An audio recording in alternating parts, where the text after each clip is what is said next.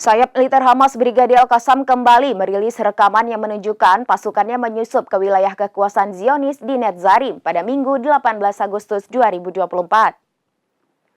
Dalam video tersebut tampak 4 pejuang Hamas mengendap-endap sebelum menembakkan rentetan serangannya. Mereka juga memasang sejumlah jebakan di tepi jalan.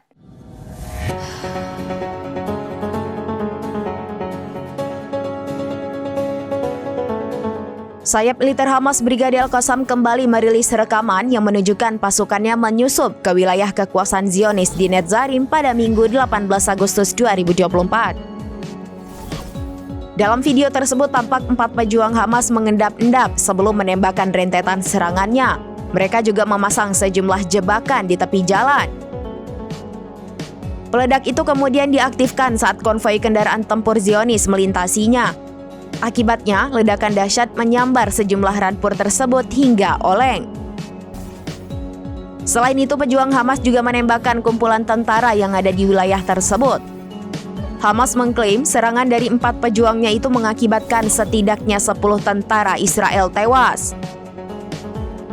Selain itu, Brigadir Al-Quds juga menggagalkan upaya penyusupan yang dilakukan oleh pasukan pertahanan Israel di wilayah Karara sebelah utara Khan Younis. Sebelum IDF beraksi, Brigadir Al-Quds telah menembakkan lusinan mortir ke kendaraan dan kumpulan tentara Israel.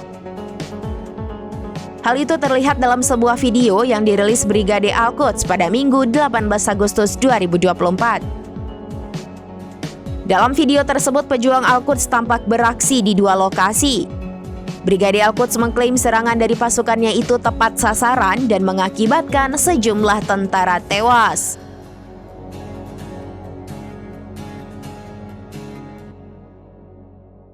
Demikian informasi terkini Syederalun. Saksikan terus informasi lainnya. Jangan lupa like dan share seluruh akun serambinews.com.